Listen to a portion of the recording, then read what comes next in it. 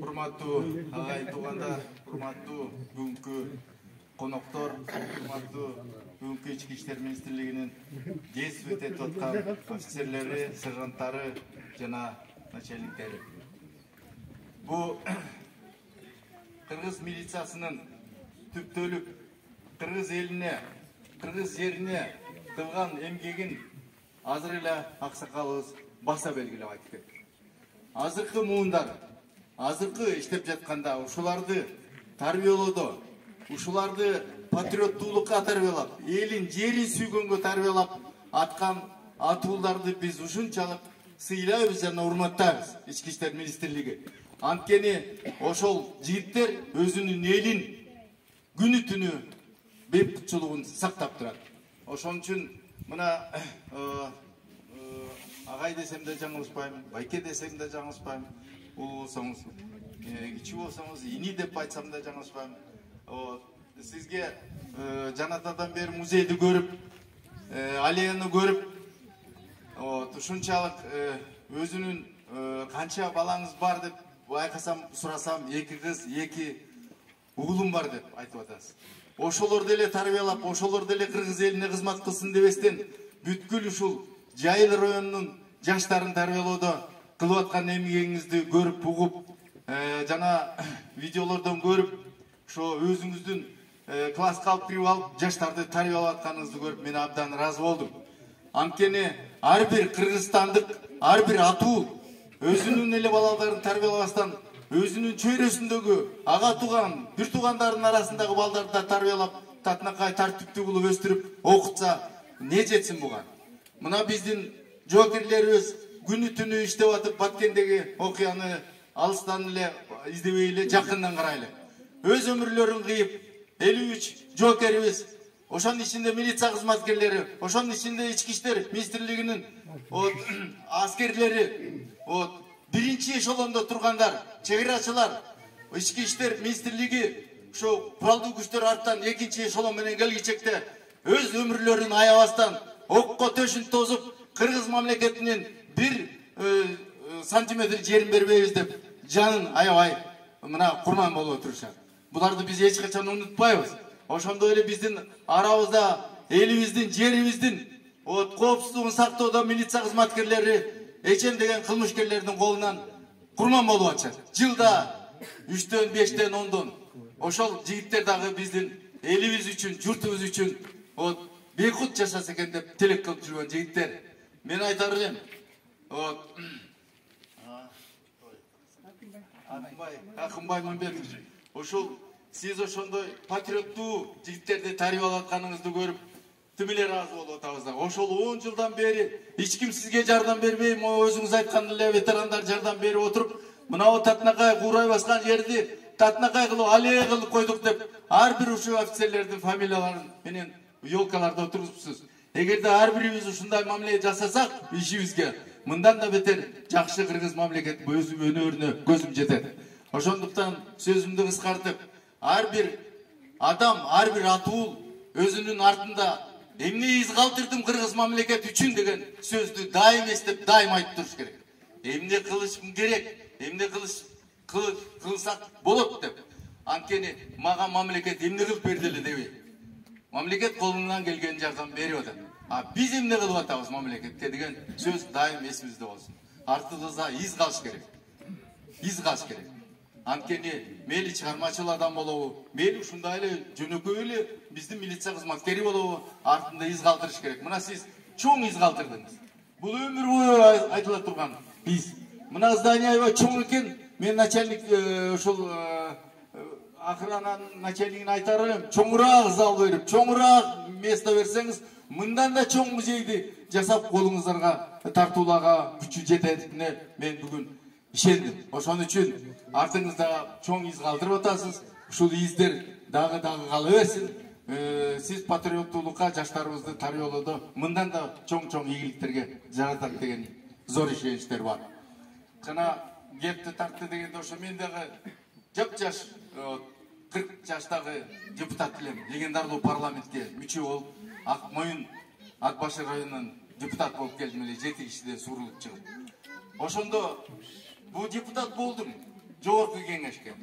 Бирөө айтты эле, сени бала ичкүйдө жүргөн бала элең колго суу куюп, эми ичкүйгө кирдиң. Артыңда бир мындай из калыш керек деп. Bir генерал айтканда жүрөгүмө тык да ичкенде эле ойлодум эле да. А мен депутат болдум, эмне артымда депутат болуп эле кете беришпей, артымда бир из калса. Ошондо конкурска бейбит эткенде жана Асейин Абдыраевди таап алып, давай келипке катышабыз, давай келип жасайбыз, Кыргыз мамлекети эгемендүү мамлекет болду, давай келип жасайбыз деп жүрүп, вот 58 эскизден мынакей чыгып отуруп гербти жараттык. Ошондон мына гербтин автору деп эжекелер айтып атпайбы. Мен айтар элем, ушу артыбызда могу жаштарга айтарым. Артыңарды из калыш керек, жакшы из калыш керек. Кыргызда бекер айтпайт, жаманды жууса кетпейт, жакшыны кууса жетпейт. Мына жакшы болуш, мына момда эр азамат болуп, момда эс алууга чыкса дагы Кыргыз мамлекети үчүн кызмат кылып атканыңызга терең рахматыбызды айтабыз. Рахмат сизге. Сөзүмдү кыскартып, Ички иштер министрлиги ушундай 10 жылдык болуп аттыр. 10 жылдыкка бараттык элек, чакырылдык элек.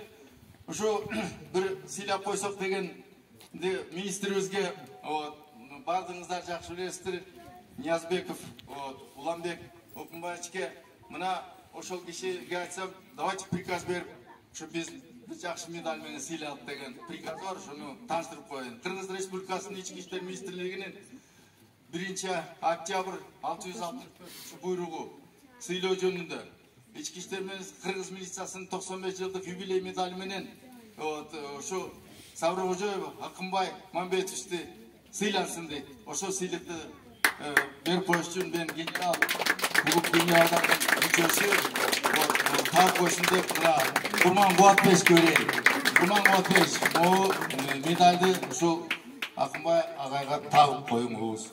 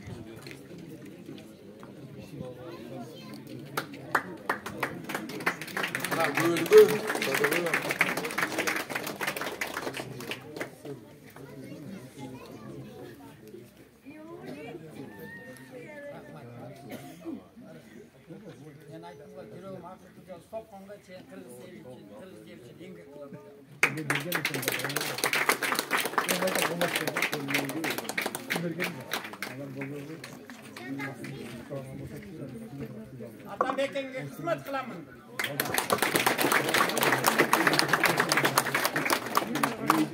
Рахмат. Чоң рахмат. Анда ушул эле улап биз ушул Кыргыз Республикасынын ички иштер министрлигинин астында генералдар кеңеши бар. Ошол генералдар кеңешинин атынан урматтуу Акынбай Мамбетович, сизди генералдар кеңешинин атынан, жеке эле ошолордун мүчөлөрүнүн атынан, өзүмдүн атымдан бүгүнкү 10 жылдык юбилей эмеңиз менен чын жүрөктөн куттуктап, ушул мында жакшы каалоо тилек сөздөр айтылган, ошону анан семья менен бир көрүп, окуп коерсуздар деп уручайт этип коеюн сизге, генералдардын атынан. İşiniz iyilikli olsun.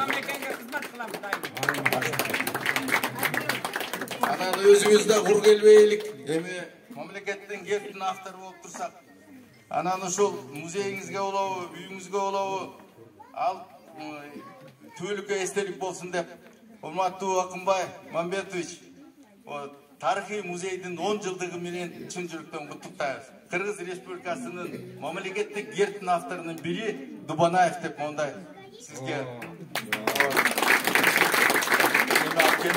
ошону алып коюңуз. Ушул автордун атынан деп. Так что бул бесценный подарок десем болот. Men için bu çok sıymak. Kırgız yer için, Kırgız ел үшін ардайым қызмат қылуға дайырмын. Рахмат, чоң рахмат. Урматтуу ағайын туғандар, ошол жаққа келатканда да министрибиз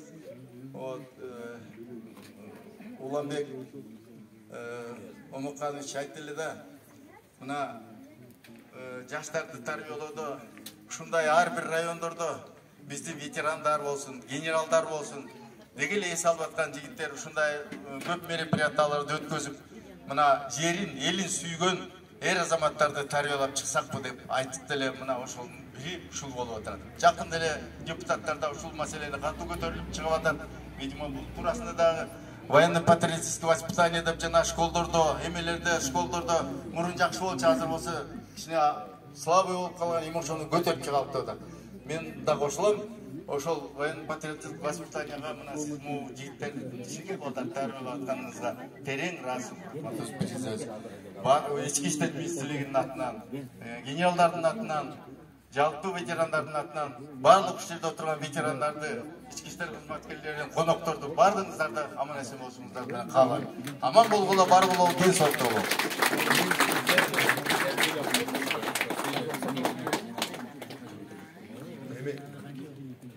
Урматтуу Акынбай Мамбетович, урматтуу коноктор, биздин генерал клубунун төрагасы көп жакшы сөздөр айтты, ошол бардан кабыл болсун. Сиз абдан чоң иш кылып атасыз, чын айтканда. Себеби мен дагы айылда музей кармайм, чоң атабыздын, чоң апабыздын. Бул кармаш оңой эмес. Көп күч керек, көп убакыт керек. Бирок сиз патриот катары ушуну кармап атасыз, аллея курупсуз. Сизге чоң рахмат. Чоң рахмат. Себеби бул музей деген бул тарых. Милициянын тарыхы.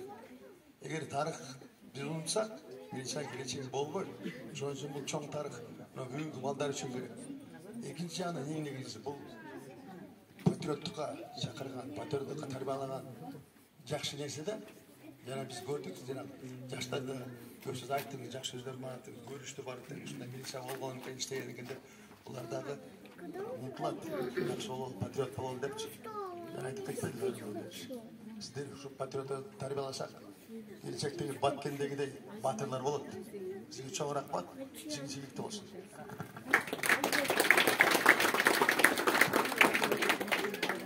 Рахмат Садырбек агай, сизге биринчи ден соолук каалайбыз. Ошондой эле жаш муундарга талим бергенге сиз чоң ыраазычылык билдиребиз.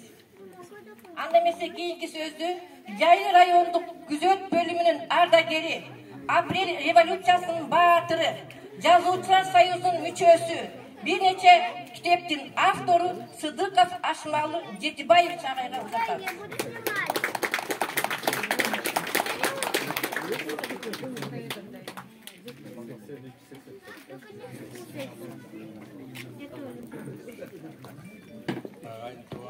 Kelgen konoktор, келипсиңер бүгүн музейдин ачылышы 10 жылдан бери бүгүн өткөрүп атабыз. Бул музейдин тарыхына кичине токтолуп кетейин. 10 жыл мурун Сабыркожоев Акынбай деген жигитибиз мага кайрылып калды. Мен музей ачайын. Кандай дейсиң деп. Ой, кантип атасың? Эчтеке жок болсо. Өз күчү менен ачам деди. Анан мен айттым, давай анда начальниктерге кирип кичине кеңешели деп. Ошол убакта Момунов Максат деген начальник охрана эле кирдик. Ал киши сурады. Ой, бул жакшы нерсе. Жаштарды тарбиялай турган иш кылып атсыңар. Давай баштагыла деп. Анан bir kişinekey komünata verdi. Bir kişinekeyler.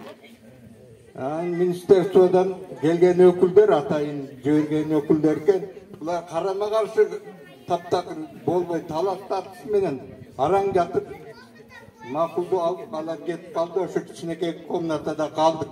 Ança mıça ememenen. Anan bir günü dağı bir oy geldi. Bunu mıyzamdaştıralım.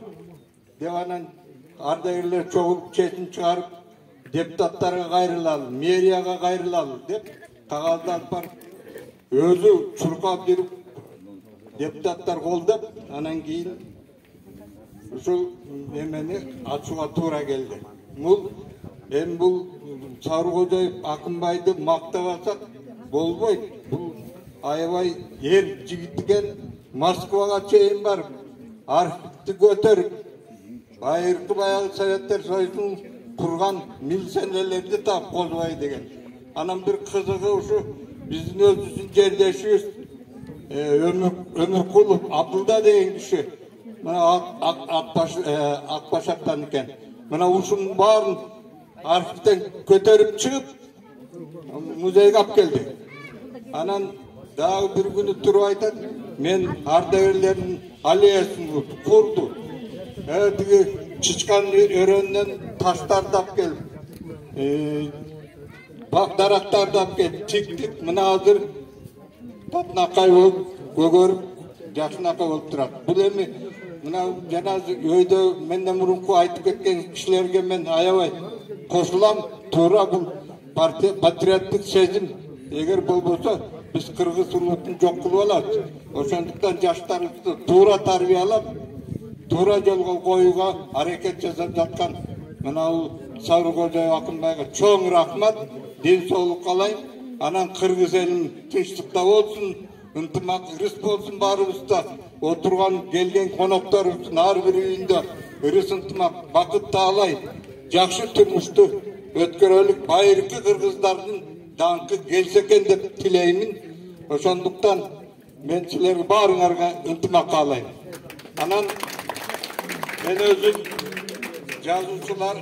жазуучулардан көп сыйлап окуган жазуучуларым Омар Хаям, Мидин, Райкан, азыркы Шайлебек, булардын сөздөрү таамайт, аябай эч кандай кошоматы жок, так сүйлөгөн акындар.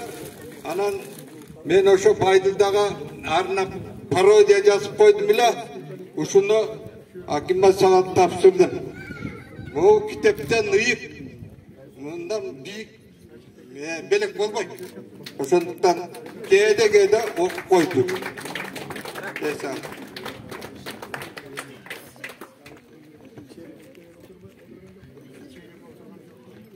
Рахмат агай, ардайым.